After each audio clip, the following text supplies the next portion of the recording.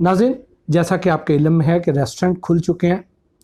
और अब आप लोग इन रेस्टोरेंट्स में खाने के लिए जाएंगे। इन रेस्टोरेंट्स के लिए क्या SOPs होने चाहिए, इनको किन किन अवामिल का ख्याल रखना चाहिए, क्या क्या एहतियाती तदाबीर रेस्टोरेंट के मालकान के लिए, वहाँ के अमले के लिए ज़रूरी हैं। जब आप इन रेस्टोरेंट में जाएं, आपके लिए क्या चीज़ ज़रूरी है। उसके अलावा जो अथॉरिटीज़ इन रेस्टोरेंट्स को चेक करती हैं, उनको क्या क्या चीज़ चेक करनी चाहिए। आज के इस वीलॉग में हम इन सब एहतियाती तदाबीर को एक एक करके डिस्कस करेंगे और ये भी बताएंगे कि ये क्यों ज़रूरी है। सबसे पहले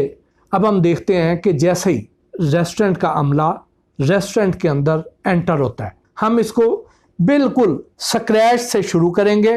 और एंड तक, बिल देने तक, या आप घर पे जो होम डिलीवरी मंगवा रहे हैं उसकी भी एहतियाती तदाबीर क्या हैं, या अगर आप गाड़ी में खाना खा रहे हैं उसकी एहतियाती तदाबीर क्या है। यानी आज का जो वीलॉग है ये बहुत ही कम्प्रिहेंसिव है। इसमें हम शुरू करेंगे कि जैसे ही किसी भी रेस्टोरेंट में वहाँ का अमला जब दाखिल होता है तो वो क्या करते हैं। जैसे ही आपका अमला दाखिल होगा, वो चाहे वेटर है, चाहे शेफ़ है, चाहे अकाउंटेंट है, चाहे मार्केटिंग का है, चाहे स्टोर का है, जैसे ही वो एंटर होगा तो ज़ाहिर है वो हाज़िरी लगाता है, अपनी अटेंडेंस लगाता है। तो आप जहां उसकी हाज़िरी चाहे वो बायोमेट्रिक से कराते हैं, चाहे मैनुअली आप रजिस्टर पे करते हैं, उसमें आपने एडिशनल काम क्या करना है। उसमें आपने एडिशनली ये करना है कि एक साथ लॉग बुक अलहदा से तैयार करनी है कि जो भी वर्कर आएगा उसका आप टेम्परेचर लेंगे, एक थर्मल स्कैनर ले लेंगे, उससे उसका टेम्परेचर लेंगे, उसको देखेंगे, एक जायज़ा लेंगे कि क्या ये छींक तो नहीं रहा, क्या इसे नज़ला या ज़ुकाम तो नहीं है, क्या इसका बॉडी टेम्परेचर तो ज़्यादा नहीं है। ये जब आप सिम्टम्स उसके पूछ लेंगे और उसके बाद उसकी हाज़िरी लगाएं, उसके आगे कमेंट्स लिखें और अपने पास आज जितने वर्कर्स आपके आए हैं, जितना स्टाफ आया है, उनका रिकॉर्ड रोज़ के रोज़ आपके पास मौजूद होना चाहिए। अगर उस वर्कर का टेम्परेचर ज़्यादा निकला या कोई और ऐसी अलामत सामने आई तो आपको चाहिए कि आप उस वर्कर को फौरी तौर पे वापस भेज दें, उसको कहें कि अपने टेस्ट करवाए या डॉक्टर को चेक करवाए ताकि मज़ीद वेरिफिकेशन हो सके कि क्या उसे खुदा ना खास्ता ये ख़तरनाक मर्ज़, ये वायरस तो नहीं है। अगर ऐसे होता है तो फिर उसको आइसोलेट कर दीजिए, उसको क्वारंटाइन में भेज दीजिए ताकि यहाँ पे वो दूसरे वर्कर्स को बीमार ना करे। वहाँ से वर्कर्स फिर अपने अपने सेक्शन में आगे चले जाते हैं। तो उससे पहले उनको साफ़ सुथरे एप्रन दीजिए, हेयर नेट कैप दीजिए, उनको मास्क प्रोवाइड कीजिए और ये भी उनको ताकीद करें कि वो ये ना हो कि वो अपना मास्क, आज मैं तो जी अपना मास्क भूल आया हूँ, चलो जी मेरा फलाना दोस्त है मैं उसका मास्क ले लेता हूँ। ये उनको सख्ती से ताकीद करें कि हर वर्कर अपना मास्क अपने पास रखेगा, अगर उसके पास नहीं है तो इदारा उसको प्रोवाइड कर दे, लेकिन वो किसी दूसरे वर्कर का इस्तेमाल शुदा मास्क नहीं यूज़ करेगा। आम तौर पे होता क्या है कि हमारे वर्कर्स मास्क पकड़ा रहे होते हैं कि ये पकड़े मास्क, ये आप ले लें, ये आप ले लें। अगर उनके हाथ पहले से आलूदा हैं तो वो मास्क अगर पकड़ाएगा तो मास्क भी आलूदा हो जाएंगे। अगर पकड़ा नहीं है तो कोशिश करें कि वो एक एनवेलप में बंद हो जो कि ऑलरेडी डिसइंफेक्टेड हो, जो कि स्टेरिलाइज्ड हो, उसमें उनको पकड़ाए जाएं या एक जगह पे पड़े हों, वहाँ से वो वर्कर जाके अपना मास्क उठाए और पहन ले ताकि दूसरे जो मास्क हैं उनको आलूदा ना करे। जब भी कस्टमर कोई आएगा, कस्टमर को भी उसी तरह चेक करना है जैसे रेस्टोरेंट के अमले को चेक किया जाता है। जो कस्टमर आए उसका भी टेम्परेचर चेक किया जाना चाहिए, उनके सिम्टम्स चेक किए जाने चाहिए और जो ठीक हो उनको दाखिले की इजाज़त दें, अदरवाइज़ उनसे माजरत कर लें। अब हम आ जाते हैं हॉट किचन की तरफ। हॉट किचन के लिए सबसे पहले तो उस प्रेमिसेस की आपने हाइजीन को इंश्योर करना है। उसकी हाइजीन क्या है, उसके SOPs क्या हैं कि हॉट किचन में आपको चाहिए। ये मैं मुखातिब हूँ रेस्टोरेंट ओनर्स के साथ और उसके साथ साथ उन महकमों के साथ जिन्होंने इनको चेक करना है, और आप भी बतौर कस्टमर आपके पास भी ये इख्तियार है कि आप अगर चाहें तो उनके रेस्टोरेंट में जाके अंदर उनके किचन को भी चेक कर सकते हैं। इसलिए ये जो SOPs आपके साथ मैं शेयर कर रहा हूँ, ये सब के लिए इक्वली इम्पॉर्टेंट हैं। सबको इस पे अमल भी करना चाहिए, आपको इल्म भी होना चाहिए इनका,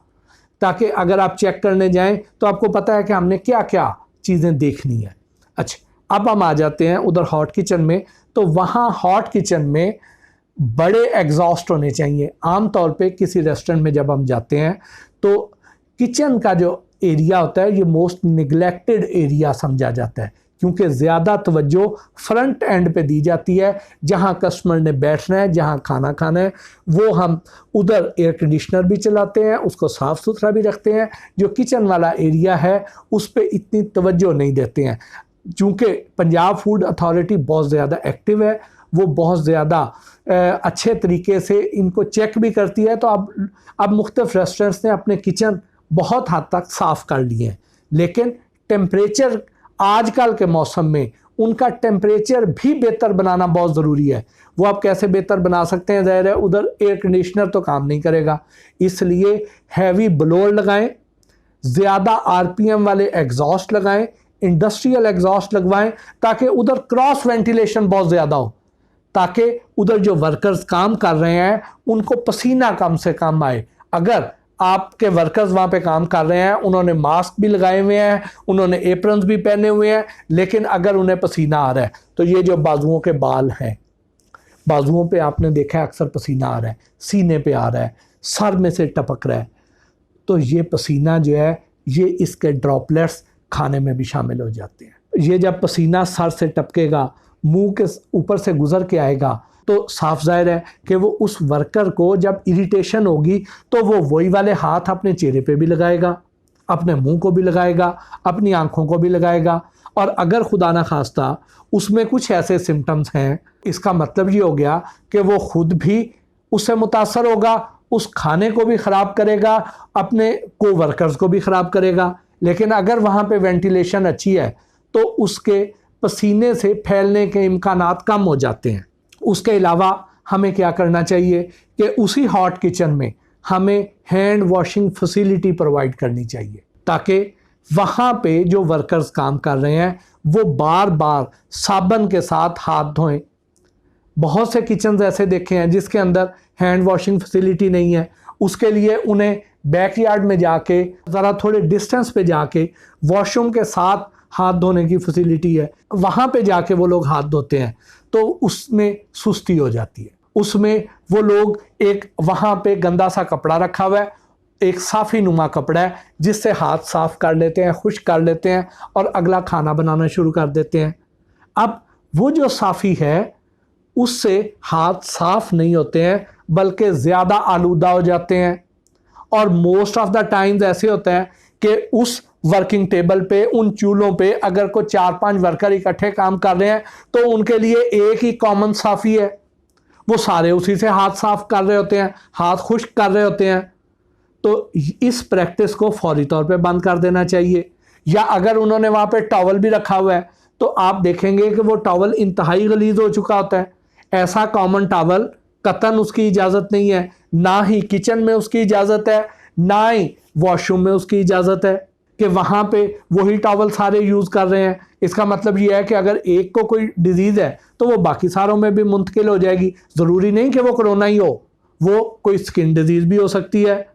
उसको खुदा ना खास्ता कोई और मसला भी हो सकता है। तो इसलिए ऐसे जो कपड़े हैं उनकी एहतियात करें। मैंने तो ऐसे बहुत से किचन भी देखे हैं जहाँ पे उसी साफ़ी से वो अपने चूल्हे भी साफ़ कर लेते हैं, अपनी वर्किंग टेबल्स भी साफ़ कर लेते हैं, अपने बर्तन भी साफ़ कर लेते हैं, अपने हाथ भी साफ़ कर लेते हैं। ये जो वायरस हैं, ये जो जरासीम हैं, ये नेकेड आई से तो नज़र नहीं आते हैं, लेकिन उस सरफेस के अंदर बहुत देर तक ज़िंदा रहते हैं।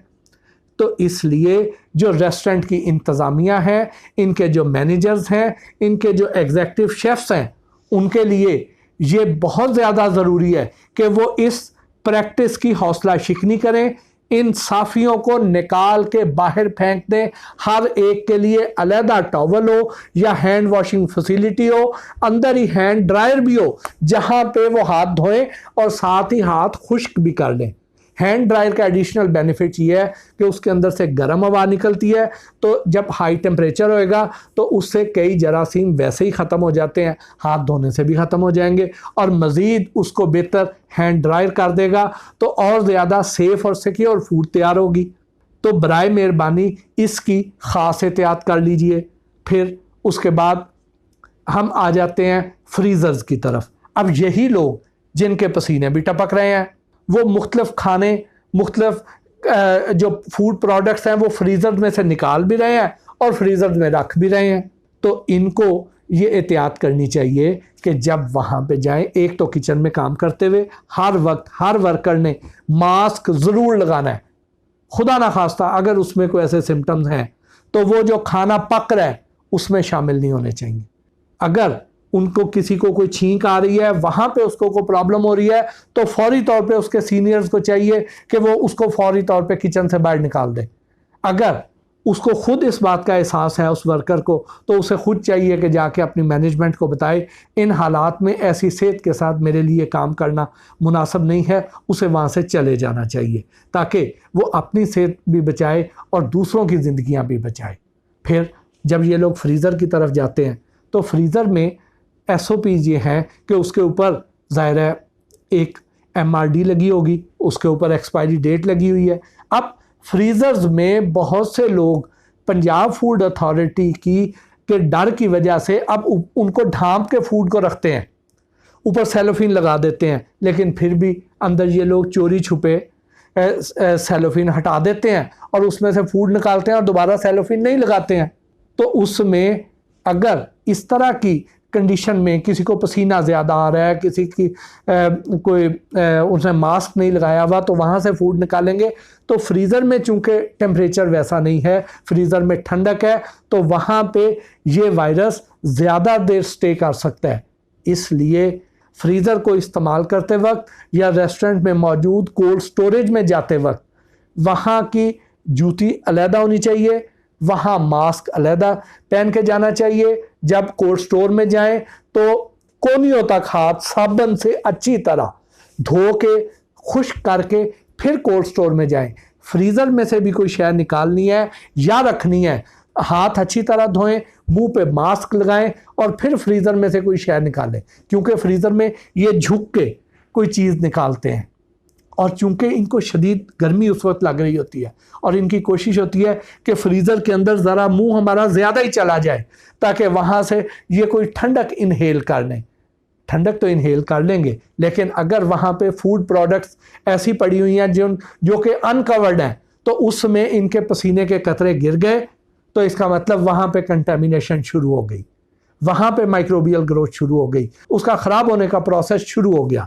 تو اس لیے برائے مہربانی جو ورکرز ہیں وہ خود بھی اس کی احتیاط کریں، اور جو مالکان ہیں، جو مینجمنٹ ہے، وہ اپنے ورکر سے انشور کروائے کہ وہ اس پہ مکمل عمل درآمد کریں۔ اس کے لیے ایک طریقہ یہ ہو سکتا ہے کہ جتنے اچھے ریسٹورنٹس ہیں، اب تو بلکہ جو چھوٹے ریسٹورنٹس ہیں ادھر بھی ایسے ہو رہا ہے کہ انہوں نے اپنے کچنز میں، اپنے سٹورز میں، اپنے پروڈکشن ایریاز میں، اپنے سرونگ ایریاز میں، اپنے کیش کاؤنٹرز پہ، اپنے داخلی اور خارجی راستوں پہ، ہر جگہ پہ سی سی ٹی وی کیمراز لگا دیے ہوئے ہیں۔ اب یہ جو سی سی ٹی وی ہیں، ان کو یہ لوگ ریسٹورنٹ والے اس لیے لگاتے ہیں تاکہ وہاں پہ ڈسپلن چیک ہو سکے، وہاں پہ چوری کی حوصلہ شکنی ہو جائے، کیونکہ یہ جو ریسٹورنٹ کا عملہ ہے وہاں پہ چوری کھا نہ رہا ہو، کوئی چیزیں چھپا کے اپنے ساتھ نہ لے کے جا رہا ہو، فوڈ کاسٹ بڑھ نہ رہی ہو، یعنی پروفٹ مارجن نہ کم ہو رہے ہو۔ موسٹلی سی سی ٹی وی اس پرپز کے لیے لگائے جاتے ہیں، لیکن آپ نے چونکہ سی سی ٹی وی لگا ہی لیے ہیں تو اس کا ایک استعمال یہ کر دیں کہ اس کی جتنی دیر آپ کا ریسٹورنٹ کھلا ہے ان کی مانیٹرنگ کے لیے ایک بندہ بٹھا دیں جو شفٹ وائز ہو، اور وہ ان ورکرز کو دیکھتا رہے کہ کون سا ورکر ایسا ہے جو ماسک اتار کے کام کر رہا ہے، کون سا ورکر ایسا ہے جو ان ایس او پیز کی خلاف ورزی کر رہا ہے جو میں نے ابھی اوپر بیان کی ہیں، کون سا ورکر ایسا ہے کہ جو عضوی صافی سے بھی ہاتھ صاف کر رہا ہے۔ تو اس کی احتیاط وہ جو کنٹرول روم میں لڑکا بیٹھا ہوا ہے وہ اس پہ عمل درآمد کو یقینی بنوائے، جہاں پہ وائلیشن دیکھیں ان کو فوری طور پہ ٹوکیں، ان کو جرمانہ کریں۔ اس کے بعد آ جائیں کولڈ کچن کی طرف۔ کولڈ کچن میں ہماری کون سی آئٹمز ہیں؟ कोल्ड किचन में आइटम्स हैं सैलड्स और डिज़र्ट्स। सैलड्स भी ठंडे जाने हैं, डिज़र्ट्स भी ठंडी सर्व होनी है। वो फूड आइटम्स जो हॉट किचन में बननी है उसका टेम्परेचर बहुत ज़्यादा होगा, इस वायरस के फैलाव का इम्कान बहुत ज़्यादा कम हो जाता है। लेकिन जो कोल्ड किचन है उसमें इसका इम्कान बढ़ जाता है, क्योंकि उस फूड प्रोडक्ट ने गर्म नहीं होना। मसलन सैलड को तो गर्म करके नहीं खाया जाएगा, चाहे वो ग्रीन सैलड है चाहे वो क्रीमी सैलड है। फिर जो पेस्ट्रियां हैं, जो मुख्तलिफ डिज़र्ट्स हैं, उनको भी गर्म नहीं किया जाएगा। तो इसलिए अगर वहाँ पे किसी वर्कर को कुछ इस तरह के सिम्टम्स हैं, या उसके हाथ आलूदा हो चुके हैं, या वहाँ पे वो छींकता रहा है, या अपने सर को, अपने मुंह को खुजा रहा है, या जिस्म के और हिस्सों को खुजा रहा है, और उसके बाद वो उस खाने को बना रहा है, तो वो उसमें जो वायरस एडअप होंगे वो उसी तरह आगे कस्टमर के पास जाएंगे। इसलिए जितने अच्छे रेस्टोरेंट्स हैं उन्होंने अपने जो कोल्ड किचन हैं उनको एयर कंडीशन किया हुआ है, ताकि वहाँ पे पसीना ही ना आए। अगर वहाँ पे पसीना आएगा तो वो पसीना लामहला इन मीठे पकवानों में शामिल होगा और आपको कई तरह की बीमारियों में मुब्तला करने का बायस बन सकता है। इसलिए मैं रेस्टोरेंट मालकान से ये गुजारिश करूँगा कि बराए मेहरबानी जो कोल्ड किचन है उसको कोल्ड करें, उसको ठंडा करें, ताकि वो आजकल की हिद्दत के मुकाबले में वहाँ पे वर्कर्स कंफर्टेबली काम करें, और जो भी खाना बनाएं, मसलन सैलड तैयार किए हैं, मसलन उन्होंने मीठे तैयार किए हैं, तो साथ साथ उनको सेलोफिन से रैप करते जाएं। और जितनी देर काम कर रहे हैं, वो चूँकि गर्मी में काम नहीं कर रहे हैं, उन्हें चाहिए ग्लव्स भी पहने, उन्हें चाहिए मास्क भी लगाएं, उन्हें चाहिए एप्रन्स भी पहने, सर के ऊपर हेयर नेट कैप भी उन्होंने ली होनी चाहिए। वो तो हर वर्कर ने ली होनी चाहिए, चाहे वो कोल्ड किचन है चाहे हॉट किचन है। फिर अगर किसी की दाढ़ी है, बहुत अच्छी बात है, दाढ़ी ज़रूरी है, सुन्नत रसूल है, तो दाढ़ी के ऊपर एक अलहदा से कवर मिलता है, वो ज़रूर उसको कवर को लगाएं और फिर काम करें। उसके बगैर काम करने की कतई इजाज़त नहीं है। अगर पंजाब फूड अथॉरिटी के अमले ने आपको चेक कर लिया तो इसकी वजह से बहुत ज़्यादा आपको फ़ाइन या सीलिंग का सामना भी करना पड़ सकता है। फिर आगे आ जाइए हमारा वॉशिंग एरिया। अब वॉशिंग एरिया के SOPs क्या है कि वॉशिंग एरिया में जो हमारे बर्तन आ रहे हैं, मुख्तलिफ खाने वहाँ पे खाए गए, उसके बाद वो खाने के बर्तन जो रेस्टोरेंट से अंदर आएंगे कि वॉशिंग एरिया में आएंगे, उसके लिए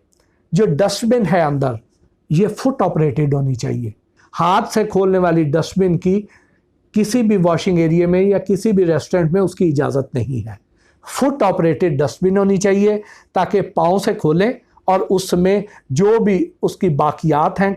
वो उसमें डाल दें। अगर हाथ से उसका ढकना उठाएंगे, हाथ से उसको ऑपरेट करेंगे, तो हाथ आपके आलूदा हो जाएंगे। डस्टबिन में तो ज़ाहिर गलाजत है, इसलिए डस्टबिन फुट ऑपरेटेड होनी चाहिए। फिर वहाँ पे जब आपने बर्तन धोने हैं, एक तो बर्तन अच्छी तरह धोएं, ये नहीं है कि बड़े पॉट में आपने गर्म पानी में डाल दिया है, सारी खुले पानी के साथ धोएं, और धोने के बाद उनको साफ़ जगह पे बर्तनों को रखें।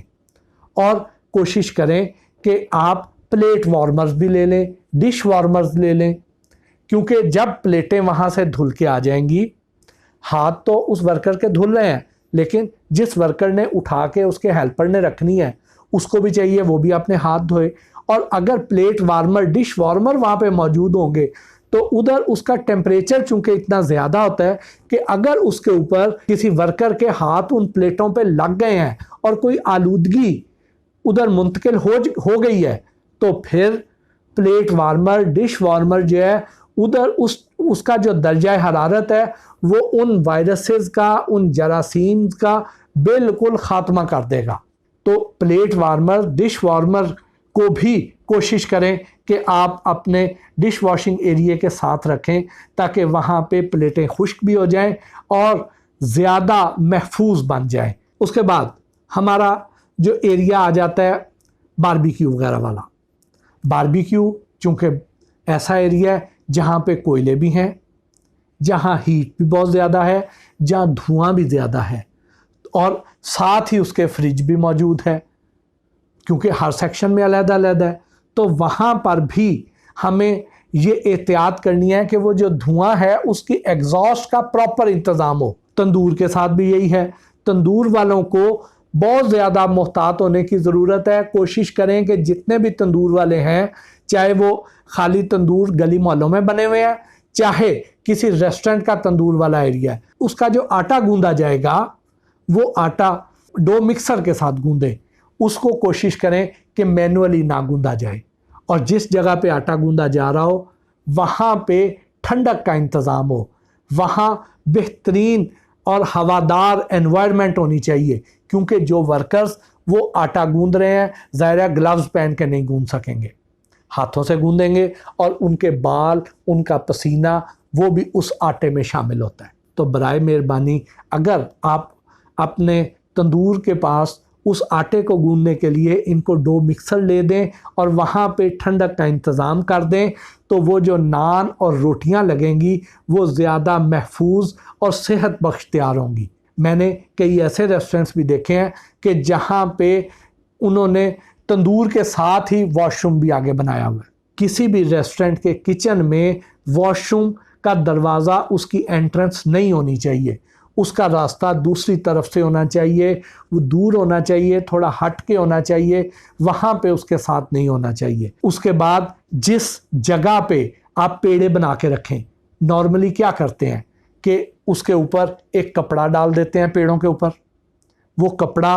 دھلا ہوا ہونا چاہیے، اس طرح کے دھلے ہوئے ان کے پاس وافر مقدار میں کپڑے ہونے چاہیے۔ یہ نہیں ہے کہ اسی گندے کپڑے سے ان پیڑوں کو آپ ڈھانپ دیں۔ پھر ان کو لکڑی کی چوکی ہے جس کے اوپر پیڑے رکھے جاتے ہیں، اس کی بجائے سرامک کی اس کی سرفیس کر لیں، ماربل کی کر لیں۔ اگر آپ ماربل کی کریں یا سرامک کی کریں تو اس کے درمیان جو ٹائلوں کے درمیان گرووز ہوتے ہیں اس کے اندر بہت زیادہ مائکروبیل گروتھ ہو جاتی ہے، تو اس کی بھی حوصلہ شکنی کی جانی چاہیے۔ بہتر تو یہ ہے کہ آپ سٹین لیس سٹیل کا ایک پلیٹ فارم بنائیں، فوڈ گریڈ ہو اور بے جوڑ ہو، اس کے اوپر وہ پیڑے رکھیں تاکہ اس کی صفائی بھی آسان ہے، اس کے اندر کوئی ایسے گرووز نہیں ہے، کوئی ایسی درزیں نہیں ہیں جہاں پہ یہ بیکٹیریاز اور یہ جراثیم چھپ کے بیٹھ جائیں اور کھانے کو آلودہ کریں۔ پھر ہماری بار آ جاتی ہے جو کیفے ہے جہاں پہ ہمارے ڈرنکس بنتے ہیں، اس کی بھی احتیاط بہت زیادہ لازم ہے، کیونکہ جب ڈرنکس بننے ہیں تو ڈرنکس نے بھی گرم نہیں ہونا ہے۔ موسٹلی لوگ کیا کرتے ہیں کہ برف خریدتے ہیں باہر سے، یہ جو ہمیں عام کھلی برف ملتی ہے، تو پنجاب فوڈ اتھارٹی سختی کر رہی ہے کہ آپ نے یہ دیکھنا ہے کہ جہاں سے آپ برف لے رہے ہیں کیا وہ برف ایسے پانی سے بن رہی ہے جو فلٹرڈ واٹر استعمال کر رہے ہیں، کیا اس کے پاس پنجاب فوڈ اتھارٹی کا لائسنس ہے جس کارخانے کی برف آپ استعمال کر رہے ہیں، کیونکہ کئی ایسے کارخانے بھی ہیں جہاں پہ یہ جو کھلی برف ہے یہ آلودہ پانی سے بن رہی ہے،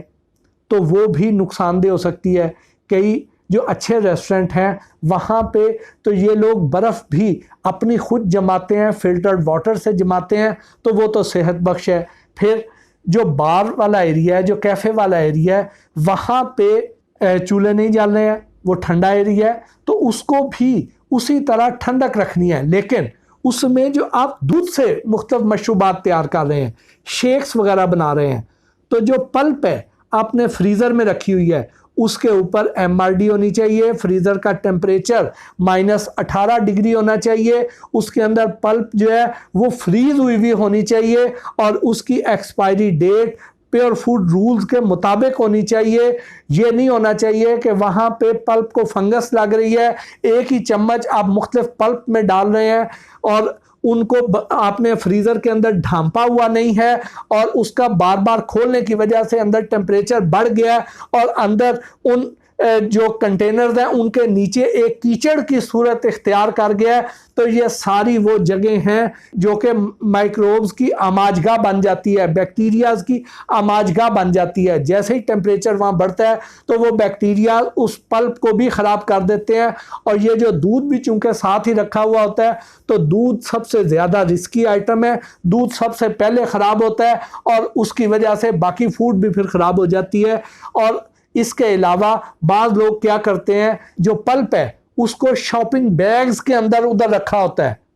تو اس پریکٹس کو ختم کر دیجئے. شاپنگ بیگ سے نکال کے ان کو کنٹینرز کے اندر رکھیے اور اس کی ایکسپائری ڈیٹ کو چیک رکھیے. یہ نہ ہو کہ اس کی ایکسپائری گزر چکی ہو، اصل ایکسپائری کے مطابق وہاں پہ رکھیں اور علیحدہ علیحدہ کنٹینرز میں رکھنا چاہیے. فریزر کی صفائی کو بھی یقینی بنانا ہے. یہ نہیں ہے کہ آپ کھول رہے ہیں، آج کل مکھیاں بہت زیادہ ہیں، وہ بھی اندر گھس گئی ہیں اور وہ اندر اس فریزر کی وجہ سے مر گئی ہیں، اسی پلپ میں شامل ہو گئی ہیں اور اسی طرح شیکس میں اور ڈرنکس میں ساتھ کرش ہو کے کسٹمر تک پہنچ گئی ہیں. اس طرح نہیں کرنا، اس کی خاص احتیاط کرنی ہے. بار بار جو ریسٹورنٹ کا کوالٹی کنٹرول والا عملہ ہے اس کو چیک کرنا چاہیے. اگر آپ چیک نہیں کریں گے تو جب پنجاب فوڈ اتھارٹی کے فوڈ سیفٹی آفیسرز آپ کے پاس آ گئے، یا سندھ فوڈ اتھارٹی کے آ گئے، یا کے پی فوڈ اتھارٹی کے آ گئے، یا کشمیر میں بھی اب بن چکی ہے وہ آ گئے، انہوں نے آ کے یہ صورتحال دیکھ لی تو اس کی بیس پہ آپ کا ریسٹورنٹ سیل ہو سکتا ہے. اس لیے اس کی احتیاط بہت زیادہ کرنی ہے. ہم نارملی اس ایریے کو، کیفے یا بار والے ایریے کو لائٹ لیتے ہیں، اس کا اتنا دھیان نہیں دیتے ہیں، جس کی وجہ سے یہ ساری خرابیاں ادھر پیدا ہو جاتی ہیں. میں نے تو ایسے بہت سے کچن دیکھے ہوئے ہیں جہاں پہ یہ فروٹس لا کے رکھتے ہیں جن کے جوسز انہوں نے تیار کرنے ہوتے ہیں، تو ان فروٹس کو فنگس لگ چکی ہوتی ہے، وہ فروٹس گل رہے ہوتے ہیں. تو یہ کیا کرتے ہیں، یہ خاموشی سے ان کو ایک گلا ہوا حصہ اتار کے پھینکتے ہیں اور باقی کو اس کا جوس بنا کے دے دیتے ہیں. تو اس لیے ان کو، ان ایریاز کو ریسٹورنٹ کا کوالٹی کنٹرول والا عملہ بھی بار بار چیک کرے، اور آپ بطور کسٹمر آپ کو یہ حق حاصل ہے کہ آپ اس ریسٹورنٹ مالک سے کہیے یا مینیجر سے بات کریں کہ میں نے یہ ایریا چیک کرنا ہے. وہاں پہ جو فروٹ پڑے ہوئے ہیں ان کی کوالٹی بھی چیک کیجئے، فریزر کو بھی اٹھا کے دیکھیے، اس پلپ کو بھی دیکھیے، ان کنٹینرز کے نیچے والے ایریے کو بھی دیکھیے. اگر آپ کو کوئی ایسی خرابی نظر آتی ہے تو برائے مہربانی وہاں سے کھانا نہ کھائیے. آپ کی صحت اس مزیدار جوس سے یا اس کھانے سے کہیں زیادہ قیمتی ہے، اس ٹیسٹ سے کہیں زیادہ بہتر ہے کہ جو آپ، جس کے لیے آپ وہاں پہ جاتے ہیں. اب آ جاتے ہیں کھانے کی طرف. کھانا تیار ہو گیا، اب یہ کھانا کسٹمر کو سرو کیا جائے گا. سرو جب کیا جانا چاہیے تو جس ڈش میں کھانا لے کے جا رہے ہیں تو اس ڈش کو ڈھانپا ہوا تھا. جتنے اچھے ریسٹورنٹس ہیں وہ کھانے کو ڈھانپ کے بھیجتے ہیں، لیکن کچھ جگہوں پہ کھلا کھانا بھی آتا ہے. تو جو ورکر اس کھانے کو وہاں سے ٹیبل تک سرو کرنے کے لیے جائے گا، ہر صورت اس نے ماسک لگایا ہونا چاہیے، پھر اس نے گلوز بھی پہنے ہونے چاہیے، تو وہ ورکر وہاں پہ جا کے کھانا سرو کرے. اب ہم آ جاتے ہیں کہ جو ڈائننگ ہال ہے اس کے ایس او پیز کیا ہیں. اس کے ایس او پیز یہ ہیں، یہ ایک ٹیبل ہے، یہ ٹیبل نارملی اس پہ 4 لوگ بیٹھ سکتے ہیں. 2 چیئرز ادھر لگ جائیں گی، 2 ادھر لگ جائیں گی. پنجاب فوڈ اتھارٹی نے جو ایس او پیز جاری کی ہیں اس کے مطابق اس والی ٹیبل پہ 2 لوگ صرف بیٹھیں گے، اور وہ بھی اس طرح بیٹھیں گے کہ آمنے سامنے نہیں بیٹھیں گے. ایک اس کارنر پہ ادھر بیٹھے گا، دوسرا اس کارنر پہ جا کے بیٹھے گا، یعنی بالکل سامنے نہیں، ایسے کراس میں بیٹھیں گے. بڑی ٹیبل ہے، اگر 4 کی ٹیبل ہے، 6 کی ٹیبل ہے، 8 کی ٹیبل ہے، تو اس میں بھی اس طریقے سے بٹھایا جائے گا کسٹمرز کو کہ آمنے سامنے نہیں بیٹھیں گے. میرے سامنے جو چیئر ہے وہ خالی ہوگی، اس کے ساتھ والی چیئر خالی چھوڑ کے اگلی چیئر پہ دوسرا گیسٹ بیٹھے گا، یعنی اس طرح ترچھے بیٹھیں گے، بالکل ساتھ جڑ کے نہیں بیٹھیں گے، سوشل ڈسٹینسنگ مینٹین کریں گے. پھر یہ جو ٹیبلز ہیں، ایک ٹیبل سے دوسری ٹیبل کا جو درمیانی فاصلہ ہے وہ کم از کم 6 فٹ ہونا چاہیے. کچھ ریسٹورنٹس ایسے بھی ہیں کہ جہاں ان کے علیحدہ علیحدہ کیبنز ہیں، تو جو کیبنز والے ریسٹورنٹ ہیں وہ زیادہ سیف ہیں کہ وہاں پہ آپ کی ایک فیملی ہے تو ادھر جا کے بیٹھیں. اگر خدا نخواستہ کوئی ایسے کسی کو چھینک بھی آ جاتی ہے یا کوئی اور ایسے سمٹمز بھی ہیں تو وہ آپ دوسرے کسٹمر تک منتقل نہیں کریں گے. یہ جو ڈائننگ ہال ہے اس میں ایک اور بھی احتیاط کرنی ہے. وہ احتیاط کیا ہے؟ آپ نے دیکھا ہوگا کہ جو بند ایریا ہوتا ہے، اگر آپ نے وہاں پہ کوئی ایئر فریشنر چھڑکایا، جب آپ ایئر فریشنر چھڑکاتے ہیں تو اس کی خوشبو 1.5-2 گھنٹے تک اس بند جگہ پہ موجود رہے گی. اس کی وجہ کیا ہوتی ہے، کیسے موجود رہتی ہے؟ چونکہ ہم نے ایئر فریشنر کا چھڑکاؤ کیا تو اس کے باریک باریک قطرے، ڈراپلیٹس جو ہیں وہ اس فضا میں، اس ہوا میں तैरते रहेंगे। जब वो तैरते रहेंगे, जैसे जैसे हमारे नाक को टकराएंगे तो हमें एक खुशगवार खुशबू का एहसास होता है। यही काम हमारी छींक भी करती है। अगर इस बंद एनवायरनमेंट में कोई कस्टमर अगर छींकता है तो उसके छींकने का जो प्रेशर है वो उस एयर फ्रेशनर के छिड़काने से 10 गुना ज्यादा पावरफुल प्रेशर है। यानी एयर फ्रेशनर की जो रेंज है थोड़ी दूर जाएगी, लेकिन आहिस्ता आहिस्ता वो सारे कमरे में फैल जाएगी और यही इम्पैक्ट वो छींक भी करेगी, लेकिन उस एयर फ्रेशनर से 10 गुना ज़्यादा तेज़ी के साथ और 10 गुना ज़्यादा हलाकत खेजी के साथ और 10 गुना ज़्यादा देर तक उसका असर इस बंद एनवायरनमेंट में रहेगा। तो इसके लिए ज़रूरी है कि जो वर्कर्स हैं उन्होंने भी मास्क लगाए होने चाहिए। जो कस्टमर्स हैं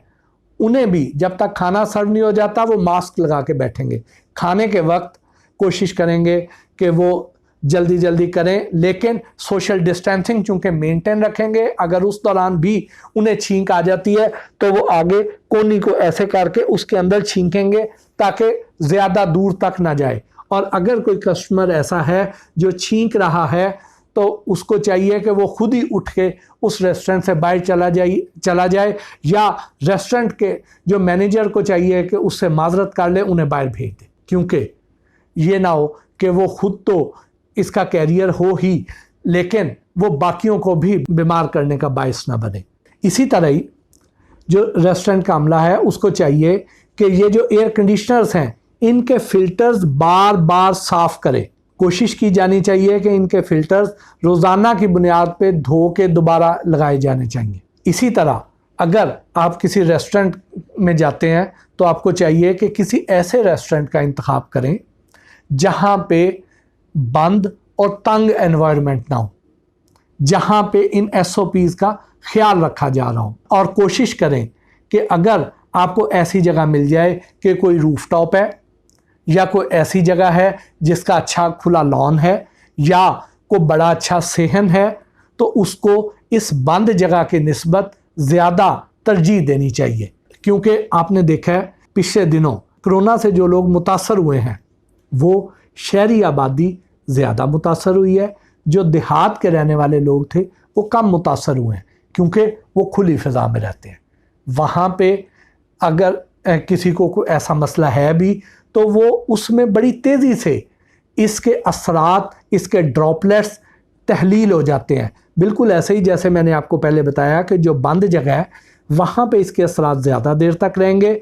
खुली फ़िज़ा में अगर आपने एयर फ्रेशनर छिड़काया तो 4-5 मिनट के बाद आप, बल्कि 2 मिनट के बाद भी आपको खुशबू का एहसास तक नहीं होगा, वो उस खुली हवा में फ़िज़ा में तहलील हो जाएगा।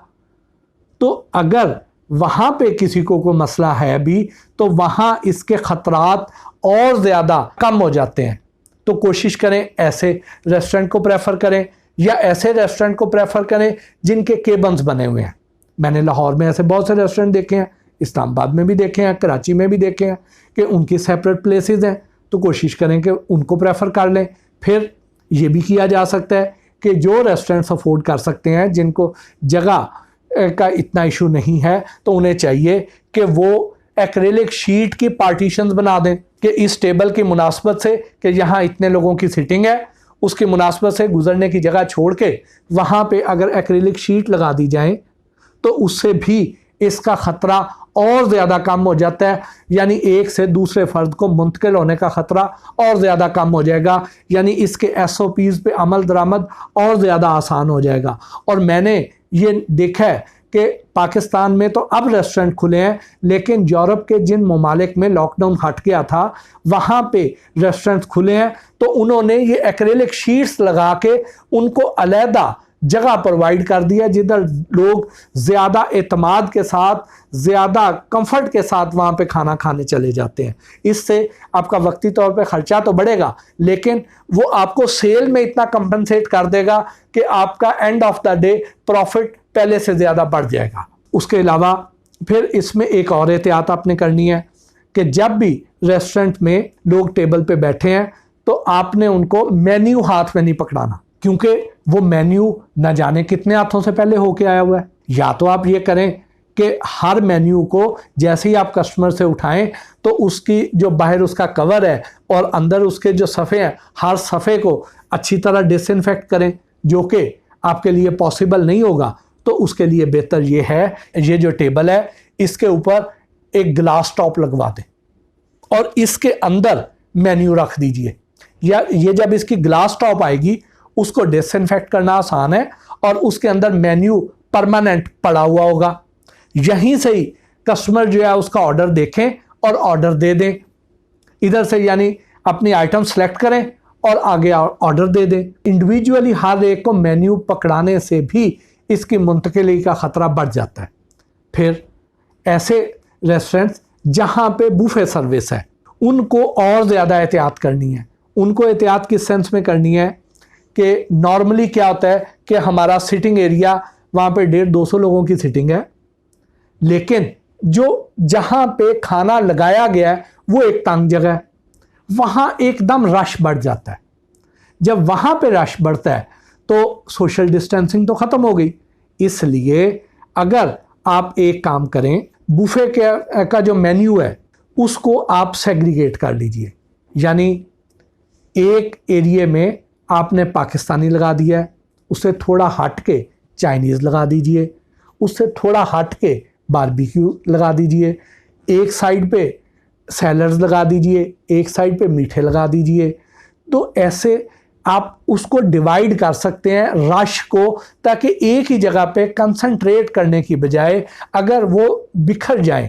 تھوڑے لوگ ادھر چل جائیں تھوڑے ادھر چلے جائیں، تو اس سے یہ ہوگا کہ سوشل ڈسٹینسنگ جو ہے اس پہ عمل درآمد زیادہ آسان ہو جائے گا۔ دوسرا کام یہ ہو سکتا ہے کہ آپ اس میں فلور مارکنگ کر دیجئے کہ وہاں پہ ان مارکس پہ لوگ موجود ہیں، تو جو بعد میں آنے والا جو گیسٹ ہے وہ تھوڑی دیر ویٹ کر لیں کہ جب وہاں سے رش ختم ہو پھر آگے آئے، اور اس کو جو آپ کا مینیجر ہے وہاں پہ اس کو انشور کرے کہ وہاں رش اکٹھا نہ ہونے دے۔ اگر رش اکٹھا ہو گیا تو کوئی بھی محکمہ جو آ جائے گا وہ چیک کرے گا، اور اس کی وجہ سے آپ کا ریسٹورنٹ سیل بھی ہو سکتا ہے۔ ایک اور اس میں ایشو آ سکتا ہے، وہ یہ ایشو آ سکتا ہے کہ جو چمچ ہیں، جو سرونگ سپونز ہیں، اس کو ہر ایک کے ہاتھ لگنے ہیں، تو اس کو آپ کیسے ایوائڈ کریں گے؟ اس کے پھر دو حل ہیں۔ ایک حل یہ ہے کہ آپ کسٹمرز کو جو بوفے آئٹمز ہیں وہ ٹیبل پہ سرو کر دیں، ان سے پوچھیں، جو ورکر جائے گا، جو ویٹر جائے گا، اس نے گلوز پہنے ہوئے ہیں، ماسک لگایا ہوا ہے، ایپرن لگائے ہوئے ہیں، سر پہ ہیئر نیٹ کیپ پہنی ہوئی ہے، اس نے چونکہ پراپر حفاظتی ڈریس پہنا ہوا ہے، وہ جائے گا، جا کے وہاں سے آپ کی ضرورت کی شے اتنی کوانٹی میں وہاں سے لا کے آپ کو ٹیبل پہ سرو کر دے۔ یہ بہت زیادہ محفوظ طریقہ ہے۔ دوسرا طریقہ کیا ہے؟ دوسرا طریقہ یہ ہے کہ آپ ہر ٹیبل پر ایک تو سینیٹائزر رکھیں۔ ان کے جو سپونز ہیں پہلے بھی آپ ان کو دیتے ہیں، ٹیبل پہ ہی رکھے ہوتے ہیں، تو سپونز جو ہیں ان کو سٹیرلائز کرنے کے بعد ایک ایئر ٹائٹ انویلپ میں رکھ کے تو ہر ٹیبل پہ رکھ دیں۔ پھر سپون سیٹ آپ نے رکھ دیا تو سرونگ سپون ڈسپوزیبل چاہے دے دیں، وہ بھی اسی ٹیبل پہ دے دیں۔ اب یہ ٹیبل ہے، اس پہ ایک فیملی کے لوگ ہیں، یہ اٹھ کے جائیں گے، اپنے سرونگ سپون لے کے جائیں اور جا کے بوفے سے آئٹمز لیں اور واپس آ جائیں۔ وہاں پہ وہ والے ان سپونز کی پھر ضرورت ختم ہو جائے گی جس کو ہر ایک نے ٹچ کرنا ہے۔ تو ایک طریقہ یہ بھی ہو سکتا ہے، لیکن اس کے علاوہ کوئی اور نظام جو آپ کے ذہن میں آتا ہو وہ آپ اپنا سکتے ہیں، لیکن ضروری یہ ہے کہ آپ اس بات کو انشور کریں گے کہ اس سے یہ ایک سے دوسرے کو منتقل نہ ہو۔ اس نظام کو آپ نے جس بھی انداز میں قائم کرنا ہے وہ آپ کر سکتے ہیں، لیکن اس پہ عمل درآمد یقینی بنانا آپ یعنی ریسٹورنٹ مالکان کی ذمہ داری ہے۔ اگر اس کی خلاف ورزی ہو رہی ہوئی اور پنجاب فوڈ اتھارٹی نے آپ کو چیک کر لیا تو اس کی بیس پہ بھی آپ کا ریسٹورنٹ سیل کیا جا سکتا ہے۔ میں چونکہ یہاں لاہور میں ہوں اس لیے میری زبان پہ زیادہ پنجاب فوڈ اتھارٹی آ جاتا ہے، ادروائز سندھ فوڈ اتھارٹی بھی انہی ایس او پیز پہ عمل کرے گی، بلوچستان کی فوڈ اتھارٹی بھی انہی ایس او پیز پہ عمل درآمد کروائے گی، کے پی کی فوڈ اتھارٹی بھی، کشمیر کی فوڈ اتھارٹی بھی۔ اس لیے آپ اس کو اس اینگل سے لیجئے کہ جو آپ کے علاقے کی فوڈ اتھارٹی ہے یا لا انفورسمنٹ ایجنسیز، چاہے وہ ضلعی حکومت ہو، چاہے وہ پولیس ہو، چاہے وہ ٹاؤن کا عملہ ہو، وہ آ کے جب چیک کرے گا تو انہی پیرامیٹرز کو دیکھے گا کہ ان پہ کس حد تک عمل درآمد ہو رہا ہے۔ اگر ان پہ عمل درآمد ہو رہا ہے تو آپ بچیں گے، نہیں تو خدا نہ خواستہ جرمانہ یا سیلنگ کچھ بھی ہو سکتا ہے۔ اس لیے آپ کے لیے ضروری ہے کہ آپ اس پہ عمل درآمد یقینی بنوائیں۔ یہ ہے کہ جو پلے ایریا ہے کسی بھی ریسٹورنٹ کے لیے، کسی بھی ریسٹورنٹ میں جو پلے ایریا ہے اس کو ابھی نہیں کھولا جا سکتا، اس کو آپ بند رکھیں گے، کیونکہ وہاں پہ ابھی ان ایس او پیز پہ عمل درآمد نہیں کیا جا سکتا جب تک اگلے احکامات نہیں آ جاتے، پاکستان سے اس کا مکمل طور پہ خاتمہ نہیں ہو جاتا، تب تک آپ پلے ایریے کو بند ہی رکھیں گے۔ پھر آگے آ جائیے، آپ نے کسی ریسٹورنٹ میں جانا ہے، کئی ایسے ریسٹورنٹس ہیں جہاں پہ ویٹنگ ایریے میں بیٹھنا پڑتا ہے۔ ہمارے بہت سے لاہور میں ہی ایسے بہت سے ریسٹورنٹس ہیں جہاں اتنا زیادہ رش ہوتا ہے، تو اس کے لیے طریقہ یہ ہے کہ جو ویٹنگ ایریا ہوگا وہاں پہ بھی سوشل ڈسٹینسنگ کو یقینی بنایا جائے گا۔ وہاں پہ سیٹیں اتنے فاصلے سے لگی ہونی چاہیے۔ وہاں ویٹنگ ایریے میں الیکٹرانک ڈسپلے بورڈ ہونا چاہیے جو انڈیکیٹ کر رہا ہو، جو بتا رہا ہو کہ اندر کتنی ٹیبل خالی ہو چکی ہیں، کتنی سیٹنگ کیپیسٹی اس وقت اویلیبل ہے یا وہ فلی آکوپائیڈ ہے۔ یہ اوپر اس الیکٹرانک ڈسپلے بورڈ پہ لکھا ہوا ہونا چاہیے۔ اس سے کسٹمرز کو بھی آسانی رہے گی، اور اگر اس کو آپ ایک ایسا الیکٹرانک ڈسپلے بورڈ باہر پارکنگ ایریا میں بھی لگا دیتے ہیں تو اس سے اور زیادہ آسانی ہو جائے گی کہ وہ آپ کو اپنا نام نوٹ کرا دیں گے، اپنا موبائل نمبر نوٹ کرا دیں گے اور اپنی گاڑی میں بیٹھ جائیں گے، تاکہ ویٹنگ ایریا میں کنجیشن کو ایوائڈ کیا جا سکے۔ یہ نہ ہو کہ وہاں پہ رش زیادہ ہو جائے، تو آپ اس کو اس طریقے سے بھی اس سے بچ سکتے ہیں، ان کو آپ مینیج کر سکتے ہیں۔ پھر کوشش کریں کہ آپ نے اگر کسی ریسٹورنٹ میں جانا ہے، میں کسٹمر سے بات کر رہا ہوں کہ آپ نے کسی ایسے ریسٹورنٹ میں جانا ہے تو آپ فون پہ پہلے سے ریزرویشن کروائیں اور اس ٹائم پہ وہاں پہنچیں، تاکہ سوشل ڈسٹینسنگ کو یقینی بنا سکیں۔ جتنا ہو سکے لوگوں سے ٹکرانے سے، ان کے قریب جانے سے گریز کر سکتے ہیں اتنا کر لیجئے، آپ کی صحت کے لیے اتنا زیادہ بہتر ہے۔ جو ہمارے بزرگ ہیں، جو 60 سال سے زیادہ عمر کے افراد ہیں، ان کے لیے ریسٹورنٹ میں جانے پر پابندی ہے۔ تو برائے مہربانی ریسٹورنٹ مالکان بھی اس کو یقینی بنائیں اور ہمارے کسٹمرز بھی اس کو یقینی بنائیں کہ وہ اپنے بزرگوں کو اپنے ساتھ نہ لے کے جائیں، کیونکہ وہ اس وقت ہائی رسک پر ہیں، ان کی امیونٹی لو ہو چکی ہے۔ خدا نہ خواستہ اگر وہ اس کا شکار ہو جاتے ہیں تو خدا نہ خواستہ اس کیس میں ہمیں کسی ناقابل تلافی نقصان کا سامنا بھی کرنا پڑ سکتا ہے۔ تو برائے مہربانی اپنے بزرگوں کو گھر پہ چھوڑ کے جائیے، ان کو ریسٹورنٹ میں نہ لے کے جائیے، کیونکہ اگر آپ لے بھی جاتے ہیں تو ریسٹورنٹ کا جو عملہ ہے ہو سکتا ہے وہ واپس بھیج دے، تو آپ کو وہاں پہ ایمبیرسمنٹ کا سامنا ہو سکتا ہے۔ تو وہاں پہ چونکہ پنجاب فوڈ اتھارٹی نے جو ایس او پیز جاری کیے ہیں اس میں یہ ہے کہ 60 سال سے زیادہ عمر کے افراد کو ریسٹورنٹ میں داخل ہونے کی اجازت نہیں ہے، اور اس کو متعلقہ صوبوں کی فوڈ اتھارٹیز بھی یقینی بنائیں گی اور ریسٹورنٹ کا عملہ بھی یقینی بنائے گا۔ تو اس سے بہتر ہے کہ آپ خود ہی اس کو یقینی بنا لیجئے۔ ریسٹورنٹ کا جو عملہ ہے اس کو چاہیے کہ ریسٹورنٹ کی پریمیسز کے اندر جگہ جگہ پہ ان ایس او پیز کو بڑا واضح انداز میں لکھ کے سامنے ڈسپلے کرے، سٹینڈیز لگا کے رکھیں، تاکہ اس کی بار بار ہیمرنگ ہوتی رہے، یہ لوگوں کو ذہن نشین ہو جائے، لوگ اس کو عادت بنا لیں اور اس پہ عمل کریں، تاکہ مستقل طور پہ وہ اس سے محفوظ رہ سکیں۔ یہ بھی ایک آپشن ہو سکتی ہے کہ اب چونکہ یہ ہمیں نیو نارمل لائف پہ جانا ہے، تو نیو نارمل لائف کیا ہے؟ وہ یہ ہے کہ اب بہت سے لوگ گھر پہ کھانا منگوائیں گے، ہوم ڈیلیوری کروائیں گے یا کار ڈائننگ کو پریفر کریں گے۔ اس پوسٹ کرونا سچویشن میں کار ڈائننگ کا اور ہوم ڈیلیوری کا رجحان زیادہ بڑھے گا۔ تو کار ڈائننگ کے لیے کچھ ایسی टेबल्स, छोटी स्मार्ट टेबल्स इंट्रोड्यूस करवाई जाएं, जो आप अगर कार की दोनों सीटों के दरमियान उसकी पैरों वाली जगह पे उसकी टांगें आ जाएं और दूसरी सीट पे आ जाएं, इस अंदाज में टेबल बने कि कार में कंफर्टेबली लोग खाना खा सकें। कार के बाहर एक टेबल लगा दी जाए जिस पे मेन कोर्स सर्व कर दिया जाए और उसके ऊपर कोई ऐसा नेट कि एक जैसे बच्चों के लिए नेट मिलते हैं जिसे हम मच्छरदानी भी कहते हैं, उस तरह की जो जालीदार कपड़ा है उसका एक कवर, एक शील्ड बना दी जाए और वो उस खाने के ऊपर रख दी जाए, और ताकि जो कार में बैठे हुए लोग हैं वो शीशा खोलें और टेबल से खाना उठाएं और अंदर अपनी ज़रूरत का डालें और खा लें। तो कार डाइनिंग के लिए भी सहूलत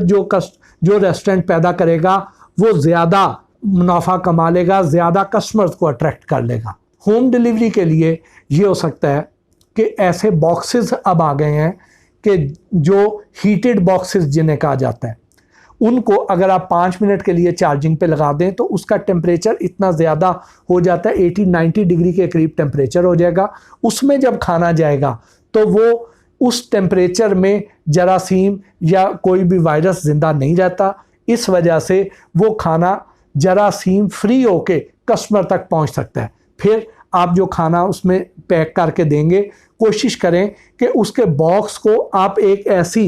परफोरेटेड सील लगा के दें जिसे अगर खोलने की कोशिश की जाए तो वो फट जाए लेकिन खुले ना,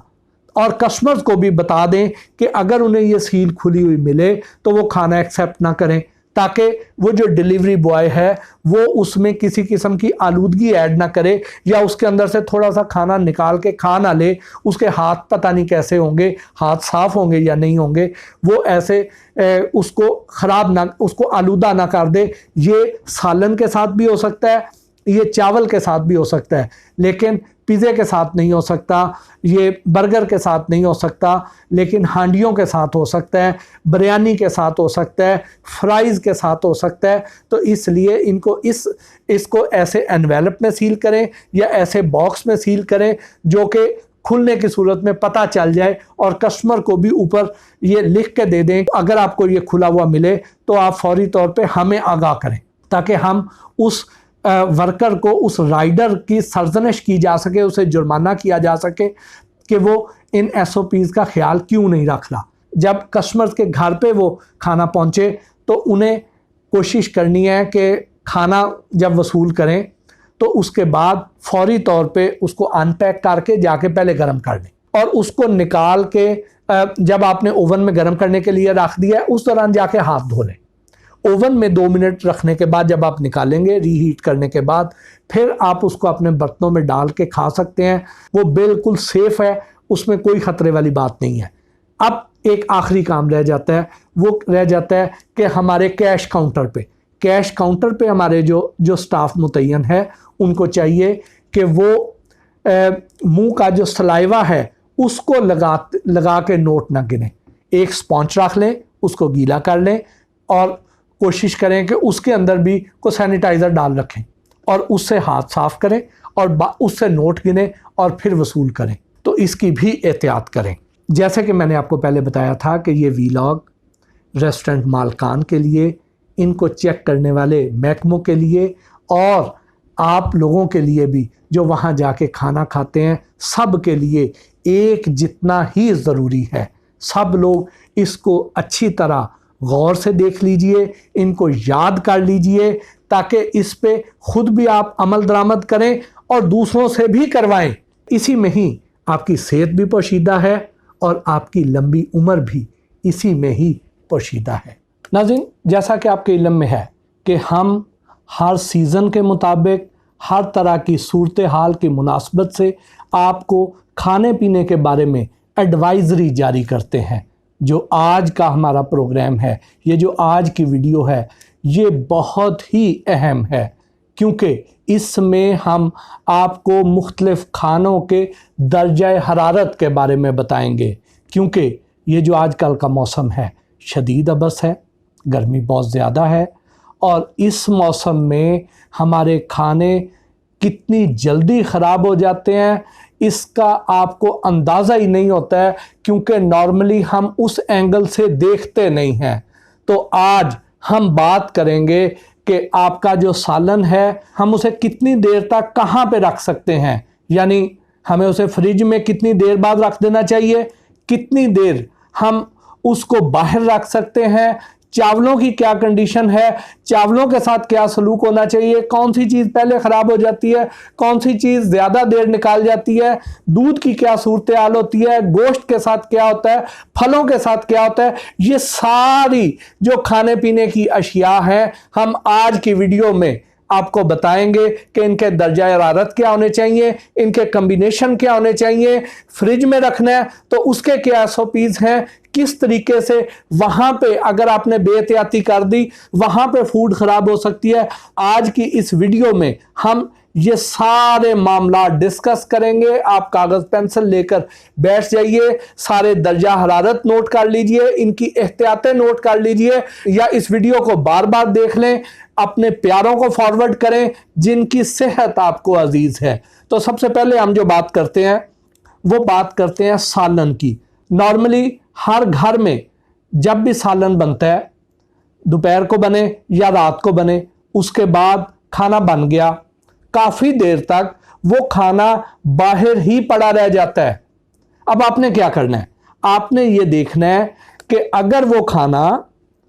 60 سے 65 ڈگری ٹیمپریچر ہے اس کھانے کا تو پھر آپ اس کو باہر رکھ سکتے ہیں، لیکن جیسے ہی اس کا 60 ڈگری سے ٹیمپریچر کم ہوگا، ہمارا روم ٹیمپریچر نارملی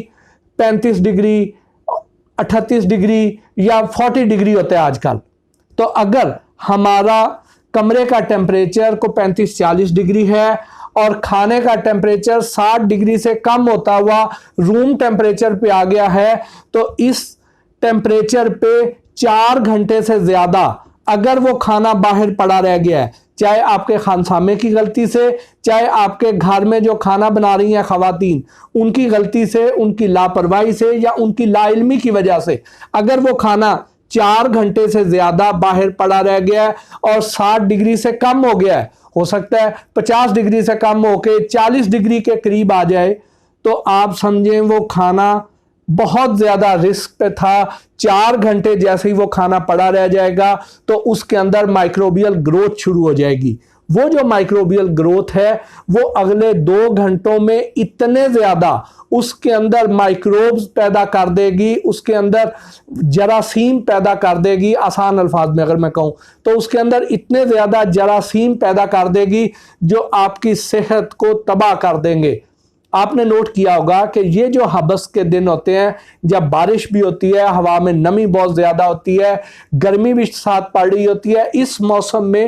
ڈائریا بہت تیزی سے پھیلتا ہے، اس موسم میں گیسٹرو کے امراض بہت تیزی سے پھیلتے ہیں، کیونکہ یہی وہ آئیڈیل ٹیمپریچر ہے جس میں ان بیکٹیریاز کو نشو و نما کے لیے ان کو آئیڈیل انوائرمنٹ ملتی ہے۔ آپ نے کیا کرنا ہے کہ آپ کہیں جاتے ہیں تو آپ نے دیکھا ہوگا کہ وہاں پہ گارڈز کے پاس یہ تھرمل سکینرز ہوتے ہیں، اس طرح کا تھرمل سکینر جو کہ 2 سے 3 ہزار روپے میں عام مارکیٹ میں مل جاتا ہے، آپ یہ ایک لے کے رکھ لیں۔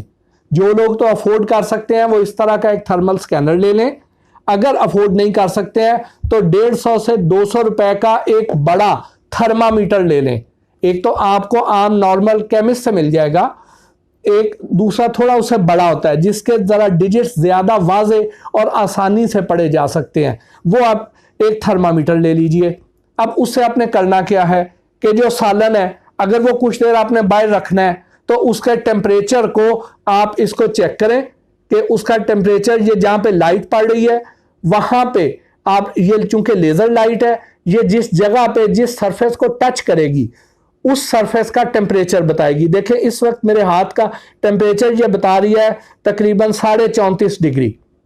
تو آپ نے اس کو بھی اسی طرح اس کا ٹیمپریچر چیک کر لینا ہے۔ اگر وہ ٹیمپریچر اس کا 60 سے 65 ڈگری سے اوپر ہے تو وہ کھانا جتنی دیر بھی ادھر پڑا رہے گا سیف رہے گا، خراب ہونے کا کوئی اندیشہ نہیں ہے۔ لیکن اگر اس سے کم ٹیمپریچر ہو رہا ہے اور 4 گھنٹے سے زیادہ ٹائم گزر گیا ہے تو آپ سمجھ جائیں کہ اس کے اندر اب بیکٹیریاز کی گروتھ ہونا شروع ہوگی، اور جتنی زیادہ دیر ہوگی اتنا زیادہ رسکی ہوتا جائے گا۔ اب ہوتا کیا ہے؟ ہوتا یہ ہے کہ جب یہ 4 گھنٹے سے زیادہ پڑا رہے گا تو اس کے اندر جو مائکروبز ہیں وہ 1 سے 2 ہوں گے، 2 سے 4 ہوں گے، 4 سے 16 ہوں گے، 16 سے پھر ملٹیپلائی 16 سے ہوں گے، پھر وہ جو فگر آئے گی اس کو اسی سے پھر ملٹیپلائی ہونا ہے۔ یعنی یہ ایکسپونینشلی گرو کرتے ہیں اور بہت تیزی سے کرتے ہیں۔ یعنی یہ جس پروڈکٹ میں ہے اس میں سے خوراک بھی حاصل کریں گے، نمی بھی حاصل کریں گے اور فضا سے آکسیجن لے لیں گے۔ اب یہ آئیڈیل ان کے لیے انوائرمنٹ ہو جاتا ہے، خوراک آئیڈیل ہو جاتی ہے، یہ تیزی سے اپنی نسل کو بڑھاتے ہیں۔ اور آپ نے جب اس سالن کو گرم کر لینا ہے، بہت سے لوگوں کا یہ خیال ہے کہ جب ہم اس سالن کو گرم کر لیں گے اگر اس کے اندر بیکٹیریاز ہیں بھی تو اس ہائی ٹیمپریچر پہ جا کے وہ مر جاتے ہیں۔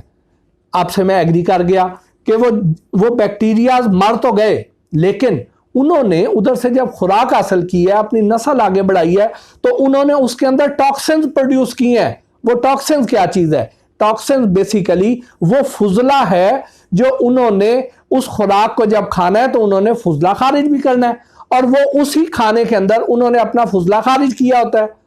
اور یہی وجہ ہے کہ آپ نے جب اس کو ہائی ٹیمپریچر پہ گرم کر بھی لیا تو وہ بیکٹیریاز تو مر جائیں گے، اس کا فضلہ کہیں نہیں جائے گا، وہ اسی کھانے کے اندر موجود رہے گا۔ اور جیسے ہی ہم کھاتے ہیں تو اس طرح کا جو کھانا ہوتا ہے، ہمارا نظام انہضام جو ہے یہ اللہ تعالیٰ نے بہت ہی ماسٹر پیس بنایا ہمارے جسم کو۔ جیسے ہی ہم کھانا کھاتے ہیں تو ہوتا یہ ہے کہ اللہ تعالیٰ نے ہمارے جسم کے اندر بہت ہی ہائی فائی قسم کے سینسرز لگا رکھے ہیں۔ آپ نے یہ دیکھا ہے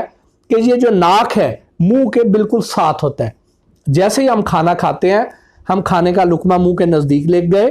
اگر اس میں کچھ ایسے ٹاکسنز پیدا ہو چکے ہیں، وہ خراب ہو رہا ہے کھانا، تو فوری طور پہ ہماری ناک ہمیں سونگھ کے بتا دے گی کہ یہ کھانا ٹھیک نہیں ہے، اس کے اندر سے یہ سمیل آ رہی ہے۔ اگر ہم پھر بھی اس کو اگنور کر دیں یا اس کے مسالے اتنے ہارڈ ہوں کہ وہ اس مسالوں کی جو فریگرنس ہے وہ اس پہ ڈومینیٹ کر رہی ہو اور ان ٹاکسنز کی جو سمیل ہے وہ اس سے دب جائے، تو ہمیں بعض اوقات پتہ نہیں چلتا، یا اس کے اندر کئی بار ہم ایسے اس میں فلیور ڈال دیتے ہیں، ان فلیورز کی جو خوشبو ہوتی ہے، وہ اروما جو ہوتا ہے وہ بھی اس کو دبا دیتا ہے، تو ہمیں اس طرح پتہ نہیں چلتا۔ تو جب ہم کھا رہے ہوتے ہیں تو ہمیں اچھا فیل نہیں ہو رہا ہوتا، تو اس وقت بھی ہمیں کئی بار وامٹ کا احساس ہوتا ہے۔ اب اگر تو ہم اس وقت بھی سنبھل جائیں تو بھی بچت ہو جائے گی، لیکن ہم اس کو بھی کھا لیتے ہیں۔ جب کھا لیا تو معدے نے فوری طور پہ اس کو ایکسیپٹ کرنے سے انکار کر دینا ہوتا ہے۔ آپ نے دیکھا ہوگا یعنی اس طرح کا کھانا جو کہ خراب ہو چکا ہوتا ہے، جیسے ہی ہم کھاتے ہیں ہمارا جو معدہ ہے وہ اس کو وامٹ کی صورت میں باہر نکال دیتا ہے۔ اب ہم اسے ڈر جاتے ہیں، ہم یہ سمجھتے ہیں کہ یہ تو طبیعت خراب ہوگی، ہمیں تو ہیضہ ہو گیا۔ ہم فوری طور پہ دوائی لے کے آتے ہیں جو قے کو روکنے والی ہوتی ہے۔ ہم اپنا سسٹم ٹھیک نہیں کرتے ہیں، اس پہ شکر ادا نہیں کرتے ہیں کہ یہ تو ہمارے معدے نے صحیح کام کیا، اس نے جو فوڈ ٹھیک نہیں تھی اس کو نکال کے باہر پھینک دیا، ہمارا معدہ بچ گیا، ہمارا جسم بہت سی بیماریوں سے بچ گیا ہے۔ لیکن ہم کیا کرتے ہیں؟ ہم ایسی دوائی، ایسی پھکی، ایسے سیرپس وہ ہم فوراً لیتے ہیں جس سے معدے کو سلا دیا جاتا ہے، یعنی اس کو وامٹ کو روک دیتے ہیں۔ بیسیکلی یہ ایسے ہی ہے کہ آپ گاڑی چلا رہے ہیں اور آپ نے سیٹ بیلٹ نہیں لگائی ہے، آپ کی گاڑی کا الارم بجنا شروع ہو جائے گا، ایک بیپ آنی شروع ہو جائے گی کہ آپ نے سیٹ بیلٹ نہیں لگائی ہے۔ لیکن کچھ لوگ کیا کرتے ہیں کہ وہ سیٹ بیلٹ کی جگہ پہ ایک چھوٹا سا ہک ملتا ہے، وہ اس کے اندر پھنسا دیتے ہیں۔ اس سے یہ ہوتا ہے کہ سیٹ بیلٹ کی آواز آنا، اس وارننگ سائن کی آواز آنا بند ہو جاتی ہے۔ تو یہ جو قے والی دوائی ہے، قے روکنے والی دوائی، یہ بھی بیسیکلی اس کے جو سینسرز ہیں ان کو ہم بیسیکلی خاموش کروا دیتے ہیں، ہم اس کو باہر نکالنے سے روک دیتے ہیں۔ یہ بہت ہی غلط رویہ ہے، اس کو باہر نکل جانا چاہیے۔ اب اگر یہ ہمارے جسم میں رہ جاتا ہے تو وہ جو اندر ٹاکسنز ہیں وہ زہریلا مواد ہے، وہ اندر جا کے ہمارے جسم کے اندر خرابیاں پیدا کرنی شروع کر دیتا ہے۔ وہ ہمارے گردوں کو نقصان پہنچاتا ہے، وہ ہمارے سٹمک کو نقصان پہنچاتا ہے، وہ ہماری انتڑیوں کو نقصان پہنچاتا ہے، وہ ہمارے جگر کو نقصان پہنچاتا ہے۔ اب جس حد تک اس میں زیادہ مائکروبیل گروتھ ہو چکی ہوگی، جتنے زیادہ ٹاکسنز پروڈیوس ہو چکے ہوں گے، اتنا زیادہ اندر وہ ڈیمیج کرے گا، اس لیے اس کو آپ نکل جانے دیں۔ बल्कि उससे भी पहले आ जाइए। तो आप कोशिश कर लें कि उसके दर्जा हरारत को कंट्रोल कर लें। अगर आपने दर्जा हरारत कंट्रोल कर लिया तो समझें कि आपने अपने आप को बहुत सी बीमारियों से बचा लिया। अब ये तो सालन के लिए हो गया कि आपने उसको 60 से 65 डिग्री पर रखना है। अब आ जाइए चावलों की तरफ। हमारे घरों में आए दिन चावल बनते हैं। जो चावल हैं वो सालन की निस्बत कहीं ज़्यादा रिस्की फूड है, क्योंकि चावल जो है, जिन लोगों को थोड़ा बहुत फार्मिंग का एक्सपीरियंस है, उन्होंने गांव की लाइफ को देखा हुआ है, तो उन्हें इस बात का बखूबी पता होगा कि चावल जो है इसके लिए बहुत ज़्यादा पानी चाहिए होता है। तो इसमें एक मखसूस किस्म का वायरस भी पैदा होता है। ये जो मखसूस वायरस है ये उसके साथ साथ उस क्रॉप के साथ बड़ा होगा। उस धान को जब हम चावल में कन्वर्ट कर देंगे तो ये चावलों के साथ भी आ जाएगा। लेकिन जब तक धान की सूरत में रहेगा, यानी उस पौधे की सूरत में रहेगा, तो इसको नमी भी मिलती रहेगी, इसको खुराक भी मिलती रहेगी, इस वायरस की ग्रोथ भी होती रहेगी। लेकिन ये वायरस डायरेक्टली इंसानों के लिए नुकसानदेह नहीं है। और आप कहेंगे कि फिर ये नुकसान कहाँ देता है, फिर ये बताने का मकसद क्या है, तो वो आपको आगे चल के बताता हूँ। ये वायरस चावलों के साथ बड़ा हो जाएगा। जब धान से हम चावलों में इसको कन्वर्ट कर देंगे तो चावल चूंकि खुश्क आइटम है, वहाँ पे इसे खुराक नहीं मिलनी, इसको फेवरेबल एनवायरनमेंट नहीं मिलनी, इसको ऑक्सीजन नहीं मिलनी, इसको नमी नहीं मिलनी। जब ये चीज़ें इसको नहीं मिलेंगी तो ये क्या करता है, ये वायरस ये अपने आप को एक शेल के अंदर कैद कर लेता है, उसके अंदर अपने आप को महफूज कर लेता है, लेकिन चावलों के साथ चिपका रहता है। और एक चावल के दाने पे कई मिलियंस ऐसे वायरस हो सकते हैं। जैसे ही हम चावलों को भिगोते हैं पकाने से पहले, फिर जब पकाना होता है उसमें भी पानी डालना है, उसमें फिर इसको फेवरेबल कंडीशन मिल जाती हैं। जब हम भिगो के रखेंगे, रूम टेम्परेचर पे भिगोएंगे, इस वायरस को नई जिंदगी मिल जाएगी। अब ये चावलों के साथ पक गया, हाई टेम्परेचर, जैसे ही हाई टेम्परेचर पे पहुंचेगा ये फिर अपने आप को शेल में कैद कर लेगा। उसके बाद अब ये चावल बन गए, बन के आपने इसको बाहर खुली फिजा में रख दिया, रूम टेम्परेचर पे रख दिया। अगर चावल जो हैं 2 से 3 घंटे आजकल के मौसम में इस रूम टेम्परेचर पे बाहर पड़े रह गए तो इसको 2 से 3 घंटे चाहिए। उस दौरान ये अपना शेल खत्म करके ये अपनी नस्ल तेजी से आगे बढ़ाना शुरू कर देगा। इसने भी उसी तरह ही वहां से खुराक भी लेनी है, अंदर फुजला भी खारिज करना है। ये वायरस खुद नुकसान नहीं देगा, लेकिन इसका जो फुजला है वो इंतहाई जहरीला है। आपने बहुत बार ऐसे देखा होगा कि आप नॉर्दर्न एरियाज में गए हैं, आपने रास्ते में जाते जाते टाइम थोड़ा है, आपने बिरयानी पकड़ लिया है, आपने रुक के कहीं से चावल खा लिए हैं, तो वहाँ पे पता चला कि चावल का टेम्परेचर कंट्रोल नहीं किया गया था। चावल तो वहाँ पे कई दिन से पड़े हुए थे, उसको आम नेकेड आई से अंदाज़ा नहीं होता है। जब हम खाएंगे तो वहाँ पे हमें फौरी तौर पे डायरिया शुरू हो जाएगा, वॉमिटिंग शुरू हो जाएगी। तो उसके पीछे ये वजूहात कार फरमा होती हैं। इसलिए चावलों का भी टेम्परेचर आपने या तो 65 डिग्री से ऊपर रखना है, या उसको जैसे ही ठंडे हो, जैसे उसकी हीट कम होए तो फौरी तौर पे उसको आप फ्रिज में रख दें। आजकल चूंकि अभी कुछ दिन पहले ही बड़ी ईद गुजरी है, लोगों के फ्रीजर्स और फ्रिजें गोश्त से भरी हुई हैं, उनको जगह की किल्लत का सामना है, तो वो क्या करते हैं, रात के खाने के लिए चावल बनाए और उनको आम रूम टेम्परेचर पे छोड़ दिया कि चलें सुबह जो बच गए हैं ये सुबह गर्म करके खा लेंगे। सर्दियों में अगर आप करेंगे तो फिर भी आपके चावल बच जाएंगे, लेकिन आजकल के मौसम में अगर आप ये रिस्क लेंगे तो आप अपनी और अपने प्यारों की जिंदगियां खतरे में डाल रहे हैं। इसलिए बराए मेहरबानी चावलों को आजकल के मौसम में खुली फिजा में रूम टेम्परेचर पे बाहर मत छोड़ के जाइए, उनको फ्रिज में रखिए, वहां से निकाल के जितने खाने हैं उतने गर्म कीजिए। फिर हमारी एक और रिस्की आइटम है, वो है दूध। दूध के लिए ये SOPs हैं कि दूध को 4 डिग्री से ज़्यादा उसका दर्जा हरारत नहीं होना चाहिए। जब आपने दूध उबाल लिया, उबालने के बाद जैसे ही आपने ठंडा करना है तो फौरी तौर पे उसको फ्रिज में रख दीजिए। اس کو 1 گھنٹے کے لیے بھی باہر نہ رکھیے، کیونکہ جیسے ہی 1 گھنٹے سے زیادہ ٹائم ہوگا ٹیمپریچر اس کو آج کل والا مل جائے گا، تو دودھ میں سب سے زیادہ تیزی سے بیکٹیریل گروتھ ہوتی ہے۔ تو برائے مہربانی دودھ کا ٹیمپریچر 4 ڈگری سے کم پہ رکھیں۔ اگر 8 ڈگری ٹیمپریچر ہو جائے